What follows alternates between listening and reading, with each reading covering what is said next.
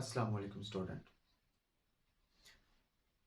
आज का हमारा टॉपिक जो है वो क्लास नाइन्थ के चैप्टर नंबर 1 के बारे में।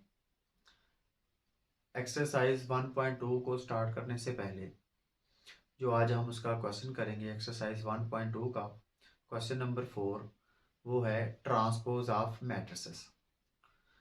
स्टूडेंट, क्वेश्चंस करने से पहले हम ट्रांसपोज की डेफिनेशन के बारे में पढ़ेंगे और उस डेफिनेशन को जो है वो एक एग्जाम्पल की मदद से समझने की कोशिश करेंगे। उसके बाद एक्सरसाइज 1.2 जो है उसके क्वेश्चंस करेंगे वन बाय वन। सबसे पहले इसके डिफाइन देखते हैं।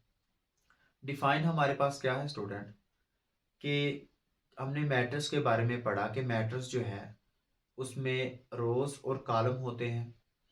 अगर हमारे पास कोई एक मैट्रिक्स हो और उस मैट्रिक्स का हम ट्रांसपोज फाइंड करना चाहते हैं, तो ट्रांसपोज क्या होता है, अगर उस मैट्रिक्स की तमाम रोज जो हैं उसको कॉलम में चेंज कर दिया जाए या उसके तमाम कॉलम जो हैं उसको रोज में चेंज कर दिया जाए, तो जो नया हमारे पास मैट्रिक्स आएगा उस मैट्रिक्स को हम ट्रांसपोज ऑफ मैट्रिक्स कहेंगे। तो सबसे पहले इसके डिफाइन देखते हैं। डेफिनेशन हमारे पास क्या है, ट्रांसपोज ऑफ मैट्रिक्स क्या है स्टूडेंट, कि अ मैट्रिक्स, हमने ये कहा कि हम एक मैट्रिक्स लें और उस मैट्रिक्स के तमाम रोज जो हैं उसको चेंज कर दें कॉलम में या उसके तमाम कॉलम को चेंज कर दें रोज में, तो जो नया मैट्रिक्स ऑब्टेन्ड होगा उस मैट्रिक्स को हम क्या कहेंगे, ट्रांसपोज ऑफ मैट्रिक्स कहेंगे। सो डेफिनेशन हमारे पास आ जाएगी, a matrix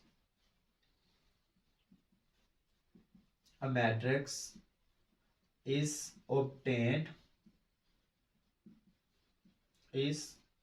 obtained by changing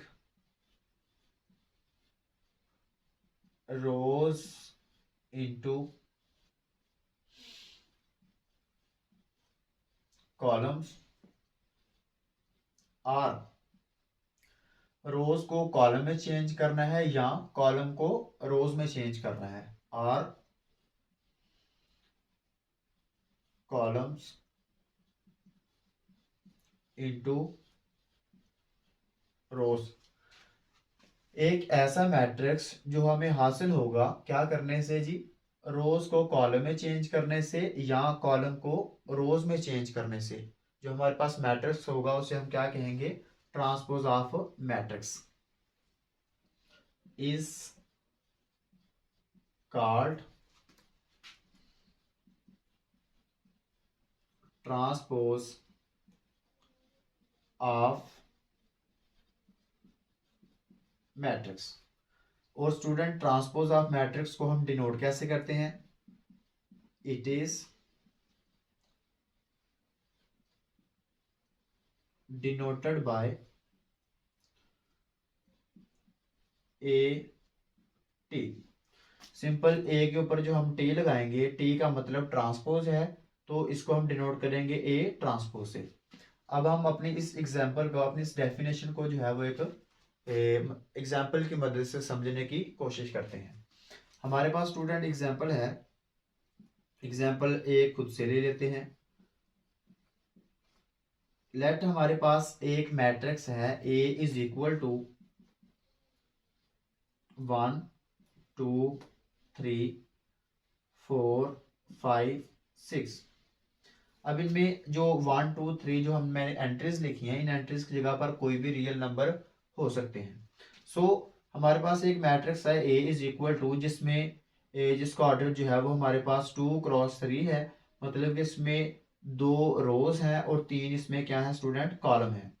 तो हमने अपनी डेफिनेशन में क्या बात की कि अगर हम एक मैट्रिक्स लें और इस मैट्रिक्स को जो है उसकी रोज को हम चेंज कर दें कॉलम में या कॉलम को चेंज कर दें रोज में, तो जो नया मैट्रिक्स हमें हासिल होगा वो मैट्रिक्स कहलाएगा transpose of matrix.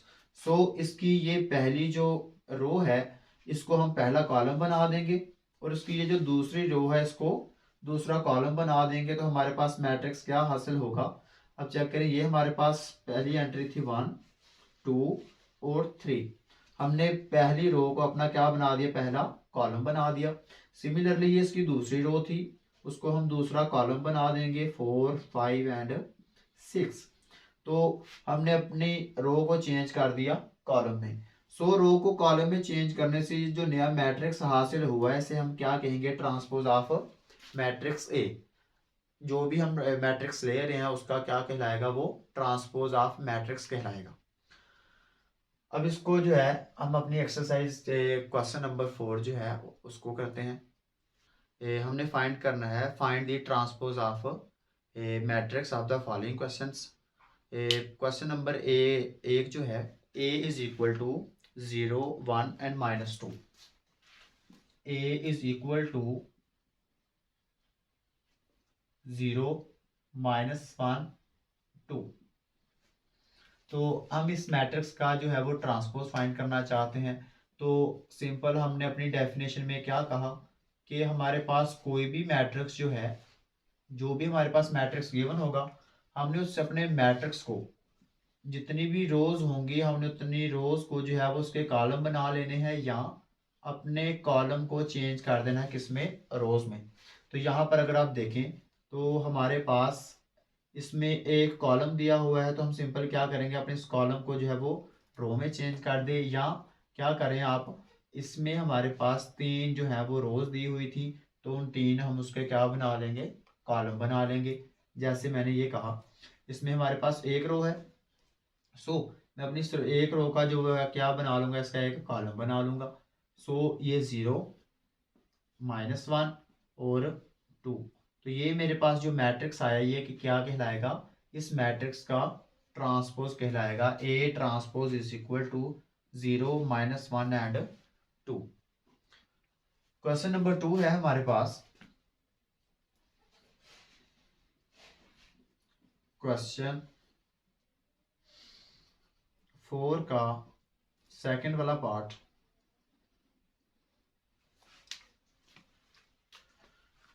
b is equal to 5 1 -6।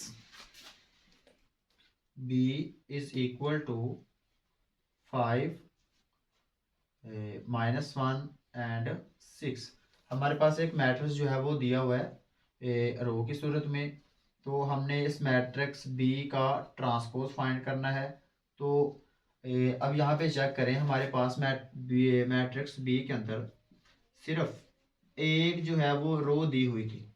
तो हम क्या करेंगे अपने सॉल्यूशन में, हम अपने इस मैट्रिक्स बी के अंदर जो एक रो दी हुई है, हम अपनी इस एक रो को चेंज कर दें, एक कॉलम में चेंज कर देंगे, तो हमारे पास जो है वो इस मैट्रिक्स बी का ट्रांसपोज आ जाएगा।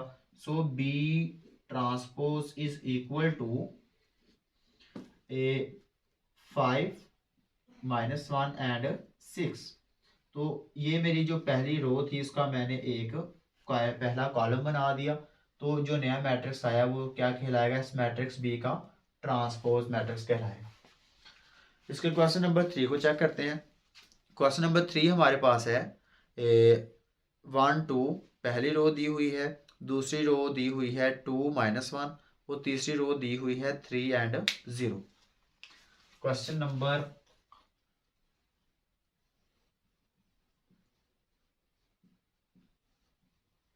क्वेश्चन 4 का थर्ड वाला part, c is equal to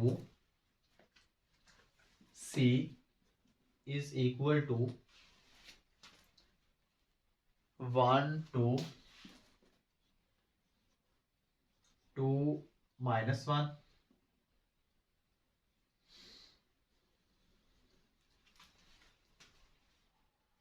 और 3 एंड 0। जी 3 और 0 दिया हुआ है,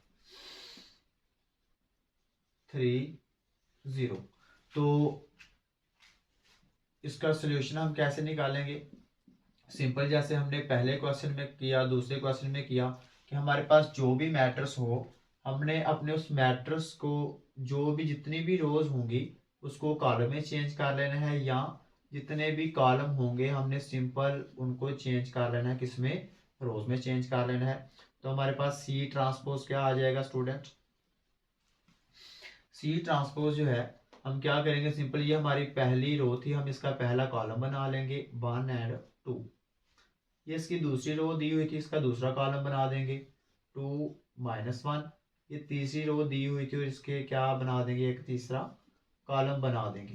तो ये जो हमारे पास नया मैट्रिक्स ऑब्टेन हुआ है, जो नया मैट्रिक्स हासिल हुआ है, वो इस मैट्रिक्स सी का क्या है, transpose of matrix. So I hope आपको इसके बारे में क्लियर हो गया होगा। इसके बाकी जितने भी क्वेश्चन है वो आपने इसको खुद करना है।